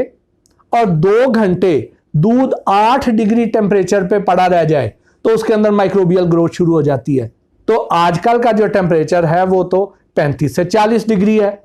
تو اس میں تو 1 گھنٹے کے اندر اس میں مائکروبیل گروتھ شروع ہو جانی ہے۔ اسی طرح اس کے اندر بیکٹیریاز اپنی نسل بھی بڑھائیں گے اور اس کے اندر فضلہ بھی خارج کریں گے۔ تو اس لیے دودھ کو برائے مہربانی 4 ڈگری سے کم ٹیمپریچر پہ جتنی جلدی ممکن ہو سکے اتنی جلدی محفوظ کر لیجئے، اور اس کو قطعاً کھلا باہر 1 گھنٹے سے زیادہ نہ پڑا رہنے دیجئے۔ اسی طرح ہی آئس کریم، آج کل گرمیاں ہیں، بچے بہت شوق سے کھاتے ہیں۔ آپ نے دیکھا ہوگا کہ آئس کریم آپ دکان سے لے کے آتے ہیں تو وہاں پہ آئس کریم نرم ہوئی ہوتی ہے، میلٹ ہوئی ہوتی ہے۔ آپ نے اسی طرح اس کا ٹیمپریچر چیک کرنا ہے، دودھ کا ٹیمپریچر بھی آپ نے اسی طرح ہی چیک کرنا ہے، آئس کریم کا ٹیمپریچر آپ نے چیک کرنا ہے۔ اگر اس کا ٹیمپریچر -18 ہے تو پھر وہ آپ آئس کریم ایکسیپٹ کریں۔ اگر اس کا ٹیمپریچر -18 کی بجائے -15 ہے، -10 ہے، -5 ہے یا 0 ڈگری ہے تو قطعاً ایسی آئس کریم ایکسیپٹ نہ کیجئے، کیونکہ ایسی جو آئس کریم ہے اس میں بھی مائکروبیل گروتھ شروع ہو چکی ہے۔ وہ آئس کریم آپ کے لیے، آپ کے بچوں کے لیے قطعاً فائدہ مند نہیں ہے، بہت ہی نقصان دہ ہو چکی ہے۔ اس میں بیکٹیریاز پیدا ہونا شروع ہو گئے ہیں اور وہ بھی آپ کے بچوں کی زندگی کو خطرے میں ڈال سکتی ہے۔ اسی طرح ہی دودھ کی بنی ہوئی دوسری پروڈکٹس پہ آ جائیے، جیسے کسٹرڈ ہے، جیسے کھیر ہے، ایسے اور بہت ساری چیزیں گھر میں بنتی ہیں، تو اس کے لیے بھی یہی SOPs ہیں کہ اس سے بنی ہوئی جتنی پروڈکٹس ہیں وہ 4 ڈگری سے کم ٹیمپریچر پہ آپ فریج میں رکھیں گے، اس کو فریز نہ کریں لیکن فریج میں رکھیں اور 4 ڈگری سے کم ٹیمپریچر پہ رکھیں، اور ٹیمپریچر یا تو آپ تھرمامیٹر سے چیک کر لیجئے یا اس تھرمل گن سے کر لیجئے، تب جا کے وہ آپ کے کھانے کے قابل ہے۔ ادروائز آپ اپنے ان پیاروں کو جن کے لیے آپ نے بہت ہی چاؤ سے، بہت ہی خوشی سے آپ نے یہ ڈیزرٹ میٹھا بنایا ہے، تو وہ ان کے لیے بہت ہی ٹاکسک ہو سکتا ہے، بہت ہی زہریلا ہو سکتا ہے، خدارہ اس کی بھی احتیاط کیجئے۔ اسی طرح ایک اور بہت ہی رسکی فوڈ آئٹم ہے، وہ ہے گوشت۔ اب گوشت کے لیے کیا SOPs ہیں؟ گوشت کے لیے SOPs یہ ہیں، خاص طور پہ آج کل اس کی ضرورت اس لیے بھی زیادہ ہے کہ ہمارے بہت سے بہن بھائیوں نے، عزیز و اقارب نے فریزرز میں گوشت رکھ چھوڑا ہے۔ اب گوشت جو ہے جب ہم اس کو فریزر میں رکھتے ہیں تو گوشت کو اگر تو ہمارے فریزر کا ٹیمپریچر -18 ہے تو پھر آپ اس گوشت کو بھلے پورا سال ہی کیوں نہ رکھ لیں، اس گوشت کو قطعاً کوئی فرق نہیں پڑے گا۔ لیکن اگر آپ کے علاقے میں لوڈ شیڈنگ ہو رہی ہے، بار بار بجلی جا رہی ہے، زیادہ دیر کے لیے جا رہی ہے، فریزر کا ٹیمپریچر آپ -18 یا -20 مینٹین نہیں کر پا رہے ہیں، بار بار چیک کر لیں، جب بھی فریزر کھولیں گھنٹے بعد 2 گھنٹے بعد تو اس کا آپ ٹیمپریچر اس طرح کر کے چیک کر لیں کہ جی اس وقت کیا ٹیمپریچر چل رہا ہے۔ ان پروڈکٹس کو ڈائریکٹ یہ لیزر لائٹ لگا کے دیکھ لیں کہ اس وقت اس کا ٹیمپریچر کیا ہے، اگر تو وہ -18 پہ ہیں تو آپ سیف ہیں، پھر آپ گوشت رکھ سکتے ہیں۔ لیکن اگر اس کا ٹیمپریچر بھی بڑھ ہے، درجہ حرارت بڑھ ہے، -18 کی بجائے -15 ہو گیا ہے، -10 ہو گیا، تو اس کا مطلب یہ ہے کہ اس کا درجہ حرارت بڑھ ہے۔ اگر وہ 0 کے جتنا قریب آ رہا ہے اتنا زیادہ رسکی ہے، تو ایسے گوشت کو اگر آپ نے فریزر میں رکھنا ہے تو پھر آپ پکا کے رکھیں گے، کچے کو نہیں رکھیں گے جی، یا اس کو جتنا جلدی کنزیوم کر لیں۔ ہماری بہت سی بہنیں اور مائیں کیا کرتی ہیں، وہ یہ کرتی ہیں کہ گوشت نکالا، اس کو ڈی فراسٹ کیا، اس میں سے اپنی ضرورت کا گوشت نکال لیا، باقی کے پھر پیکٹ بنائے اور فریزر میں رکھ دیا۔ یہ بہت ہی غلط پریکٹس ہے، اس سے منع کرنا چاہیے اپنی بہنوں کو، اپنی ماؤں کو، اس سے اجتناب برتیں، کیونکہ جب ہم نے اس کی تھوئنگ کر لی، اس کو ڈی فراسٹ کر لیا، اب ڈی فراسٹنگ کرنے کے لیے اس کی تھوئنگ کرنے کے لیے اس کو 2 سے 3 گھنٹے چاہیے، اور اس کو ہم روم ٹیمپریچر پہ رکھتے ہیں یا بعض لوگ گرم پانی میں رکھ دیتے ہیں، تو اس سے کیا ہوگا کہ جب 2 سے 3 گھنٹے وہ گوشت باہر پڑا رہ جائے گا تو اس کے اندر مائکروبیل گروتھ شروع ہو چکی ہوگی۔ اب آپ نے وہی گوشت اس میں سے تھوڑا سا پورشن نکالا اور دوبارہ پھر فریزر میں رکھ دیا ہے، تو جو آپ نے پکا لیا اس کو تو آپ نے پھر بھی بچا لیا، لیکن جو واپس رکھا ہے اس کے اندر چونکہ مائکروبز، اس کے اندر بیکٹیریاز پیدا ہو چکے ہیں، انہوں نے اندر اپنے ٹاکسنز ریلیز کر دیے ہیں، انہوں نے اپنا فضلہ اس کے اندر خارج کر دیا ہے۔ جتنی زیادہ دیر پڑا رہے گا اتنا زیادہ اس کے اندر بیکٹیریاز ہوں گے، اتنا زیادہ فضلہ ہوگا، اتنا زیادہ رسکی ہوگا۔ اس لیے جب بھی آپ نے گوشت کو فریز کرنا ہے تو اس کے ایس او پیز یہ ہے کہ اگر آپ کے گھر میں ایک ٹائم پہ کھانا ½ کلو بنتا ہے تو آدھا کلو کے پیکٹ بنا لیجئے اور پھر وہ فریز کیجئے۔ ایک پیکٹ نکالیں، اسی کو ڈی فراسٹ کریں اور اس کو پکا لیں، باقی اسی طرح محفوظ کر دیں۔ دوسرا آپ نے یہ کرنا ہے کہ جب آپ نے فریزر میں کوئی آئٹم رکھنی ہے تو آپ نے فرسٹ ان فرسٹ آؤٹ کا خیال رکھنا ہے۔ مثلا آپ نے زپر بیگ لینے ہیں،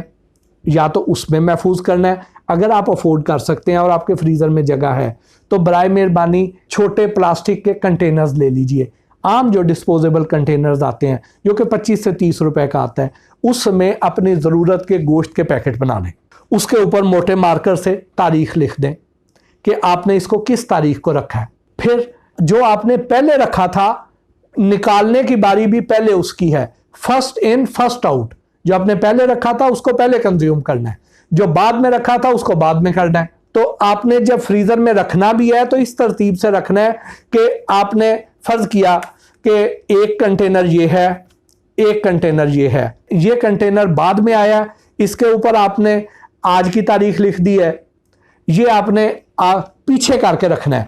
جو پہلے رکھا ہوا ہے اس کو آگے رکھنا ہے تاکہ آپ اگر بے دھیانی میں بھی نکالیں تو پہلے یہ والا نکالیں۔ پھر آپ نے ایک اور اس کی احتیاط کرنی ہے کہ جب بھی گوشت کو آپ نے فریزر میں رکھنا ہے تو فریزر کے اس کو نیچے والے خانے میں رکھنا ہے، کیونکہ اگر فریزر کا ٹیمپریچر بڑھ گیا لوڈ شیڈنگ کی وجہ سے، بار بار دروازہ کھلنے کی وجہ سے اس کا ٹیمپریچر بڑھ گیا، اس کے اندر جو خون ڈپازٹ ہوا ہوا ہے وہ پانی کی شکل اختیار کر لے گا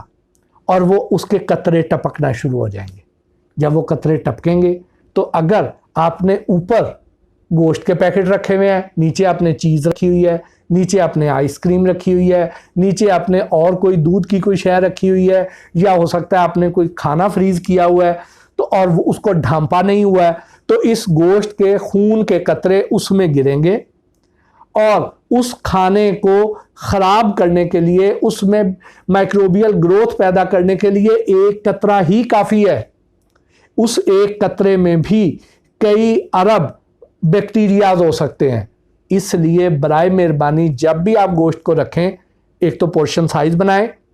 دوسرا اگر آپ پلاسٹک کے کنٹینر رکھ سکتے ہیں تو سب سے اچھا، ادروائز آپ عام زپر بیگ جو کہ 2-3 روپے کا آتا ہے اس میں وہ گوشت رکھیں اور فریزر کے نیچے والے خانے میں رکھیں، اس کے اوپر تاریخ ڈالیں۔ اگر اوپر تاریخ لکھ سکتے ہیں، آپ کو ڈر ہے کہ مٹ نہ جائے، تو ایک پرچی پہ لکھ کے اس زپر کے اندر ڈال دیں تاکہ جب آپ نکالیں گے تو تاریخ آپ کے سامنے آ جائے گی، آپ وہ والی تاریخ والا پہلے کنزیوم کریں جو پہلے رکھا ہوا تھا۔ یہ تو ہمارے فریزرز کے ایس او پیز ہو گئے۔ فریزر میں کوئی بھی چیز آپ نے جو فریز کرنی ہے، اگر آپ سمجھتے ہیں کہ آپ کو یہ زیادہ عرصہ رکھنی ہے تو اس کا ٹیمپریچر -18 یاد رکھیے، یہ مینٹین کریں گے تو وہ فوڈ پروڈکٹ زیادہ عرصے تک آپ فریزر میں رکھ سکتے ہیں۔ اگر اس کا ٹیمپریچر بڑھ رہا ہے تو اس کو فوری طور پہ جتنا جلدی ہو سکتا ہے کنزیوم کر لیجئے، لیکن اگر آپ کو لگتا ہے کہ یہ بالکل ہی نرم یا پلپلی سی ہو گئی ہے تو اس کو پھینک دیجئے، اس کو استعمال نہ کیجئے، خاص طور پہ آج کل کے موسم میں جی۔ اچھا، اب نیچے والے خانے کی طرف آ جاتے ہیں جو کہ ریفریجریٹر ہے، تو اس کے بھی ایس او پی اسی طرح ہے کہ اس میں آپ نے دودھ رکھنا ہے، دودھ رکھیں گے تو 4 ڈگری پہ رکھیں گے۔